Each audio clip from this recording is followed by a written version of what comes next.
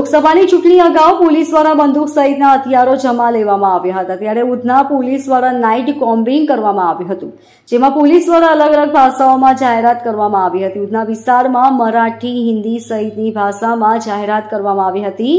લોકોના ઘરમાં રહેલા ઘાતક હથિયારો જમા કરવા કહેવાયું હતું, જેથી લોકોએ સ્વયંભૂ રીતે પોતાના ઘરમાંથી તલવાર, ચપ્પુ, ગુપ્તી સહિતના હથિયારો જમા કરાવી દીધા હતા. ડઝનથી વધુ હથિયારો પોલીસે कब्जे કર્યા હતા.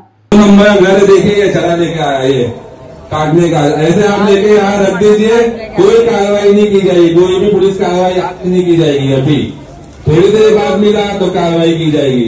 फिर बोलना मत साहब मेरी गलती हो गई, ठीक है. मुंह के जिनके घर अगर ये हथियार मिले और बाद में अगर उनके घर में मिल गए तो फिर उनको भी लेकर जाना पड़ा हुआ. जिनके घर अगर हथियार है तो लाकर जरक जाएंगे, वही कह रहे सारे साहेब मिलकर. सर्वांना सूचित करण्यात येते की तुमच्या घरी रिव्हॉल्वर, पिस्तूल, तलवार, रेम्बो चाकू, खंजर, लाकडी फटके असे कोणतेही अवैध हत्यार असल्यास तुम्ही उधना पोलीस स्टेशन मध्ये जमा करावे. आणि जर कोम्बिंग चेकिंग दरम्यान कोणत्याही व्यक्तीच्या ताब्यात असे अवैध शस्त्र आढळल्यास त्याच्यावर कायदेशीर कार्यवाही केली जाईल.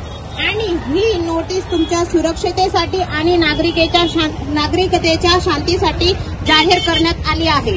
आणि तुम्हाला असल्या प्रकारची शस्त्रे कोणाच्या हातात आणि कोणाजवळ दिसले तर उधना पोलीस स्टेशनचा संपर्क साधावा. उधना पोलीस स्टेशनचा संपर्क नंबर आहे 0261 22 77 155 या क्रमांकावर फोन करून माहिती द्यावी.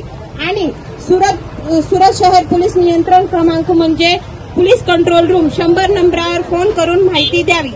Bureau report LK star news, Surat.